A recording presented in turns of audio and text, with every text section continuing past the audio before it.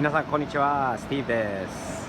今日はですね、ちょっと時間があったからまたメガウェーブちょっとお邪魔しようかなと思って今日はアポなしで来ました。早速中に入って覗きましょう。やはりね、少しでも時間があるときにこのメガウェーブに来れる、お金がかかんない、車がもう数百台数千台の程度でものすごく多いので、すごく楽しいところですよね。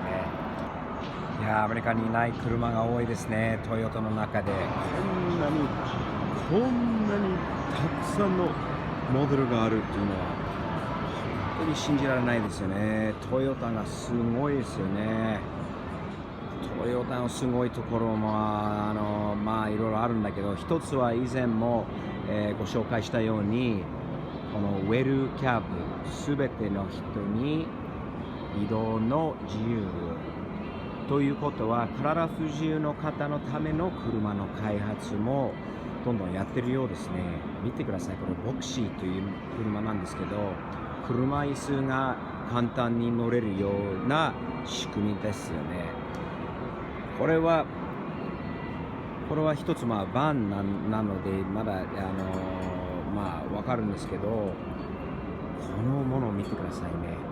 車椅子が運転席から横からそのまま上に上がって車の屋根の上にこのキャリアの中に保管されるっていうような作りですね。これまた面白いですよ。実際に稼働しているところ、動いているところをちょっと一回見てみたいですね。やっぱり体不自由の方に優しい、もう自分たちの一人でもできるように、車運転できるようにこういうのがあると助かるんだろうね。車椅子のまま乗り降りするタイプ。車が小さくても、小さい車でも車椅子が十分に入るようになってますよね。後ろからこういう風に乗って上げて、そのまま乗る、このまま降りることが意外と簡単にできるような気がしますよね。これがあればすごいな。この車のこのウェルキャブはまず、ソフトアップシート車ですね。シートへの、乗り降りをサポートします。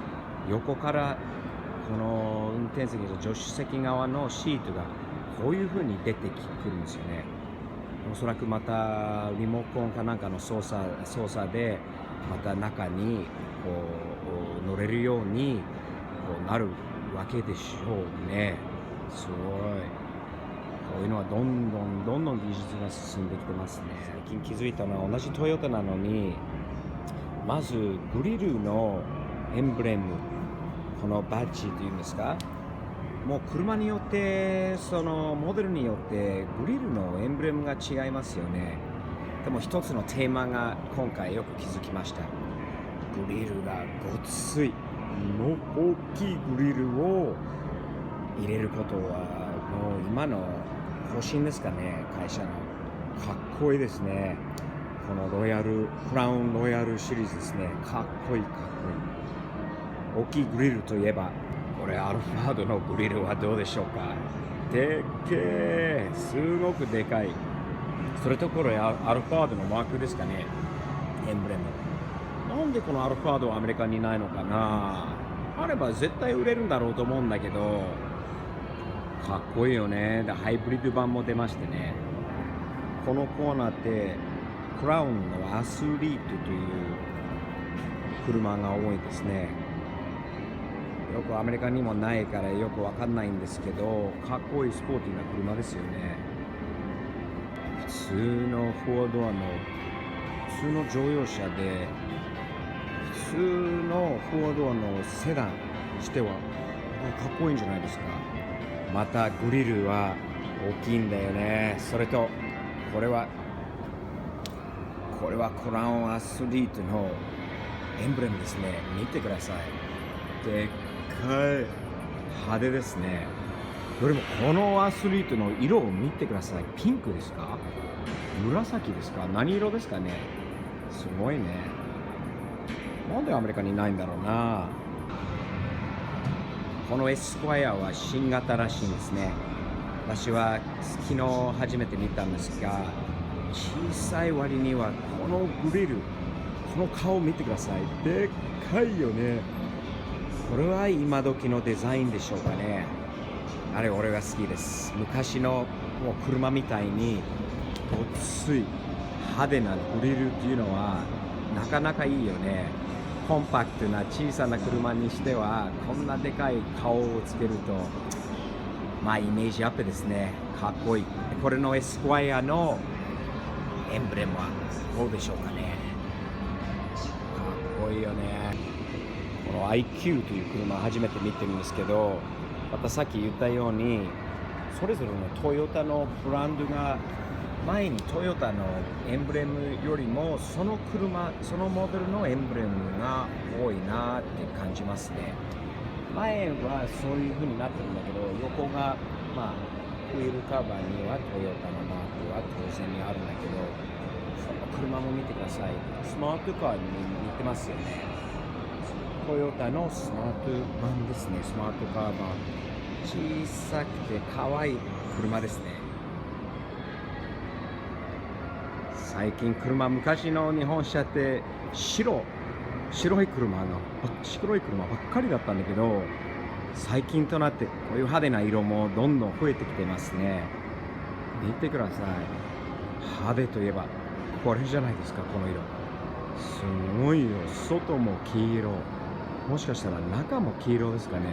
ちょっと見てみましょう。派手だよ。見てこの内装。外が黄色っていうのは一つなんだけど、中まで黄色と黒で、これはかなり目立ちますね。蛍光グリーンですかね。イエローですかね。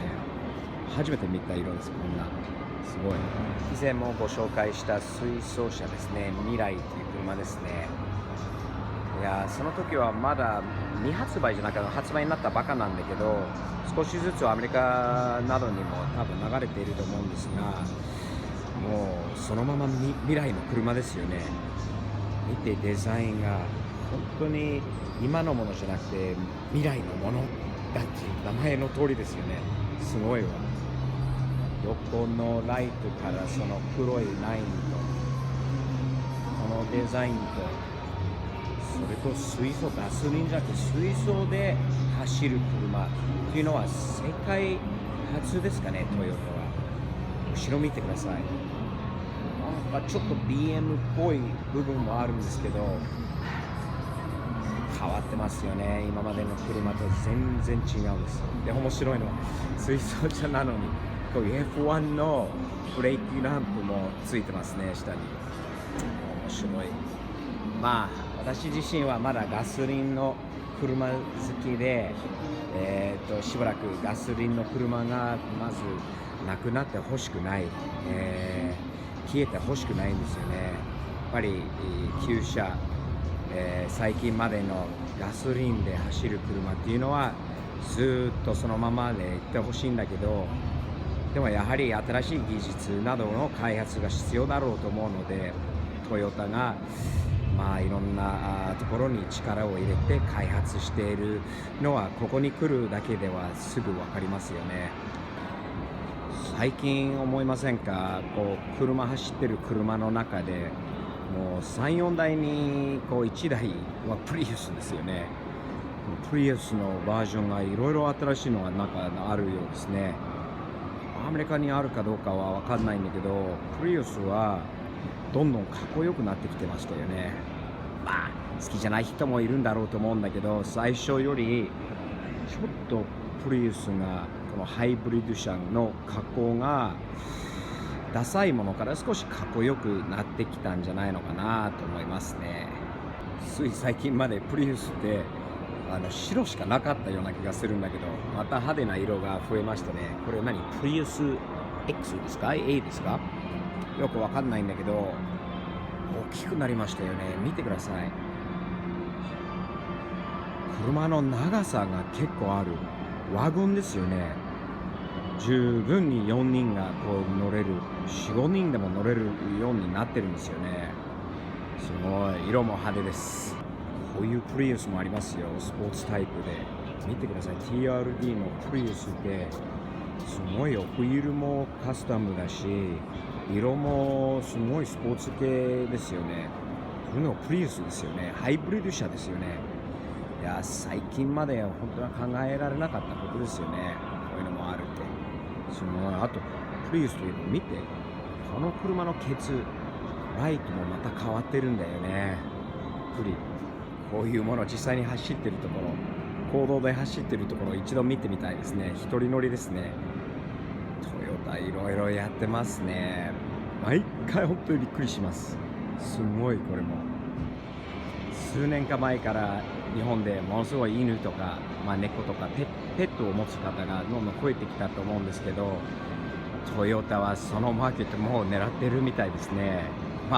こういう車の販売はしてないんだろうと思うんだけど、道具サークルというんですか、ペットに優しい車の開発まではしているようですね。見てください、トヨタの純正道具用品ですね。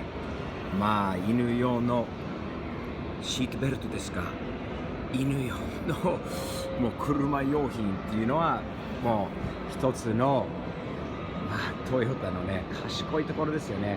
やっぱり車にペットを乗せる方がもう多いと思うんですが、こういう車で、この中のことだろうと思うんだけど、ペットを安全にこう安心してこう乗せて、一緒にドライブできるような車のペット用のパーツの開発もしているみたいですね。トヨタすごいよ、すごいです。ちょっと今日は1時間ぐらいしかなかったんだけど、暇つぶしにはメガウェーブほど楽しいところはないかもしれない。車好きにはたまらないですよ。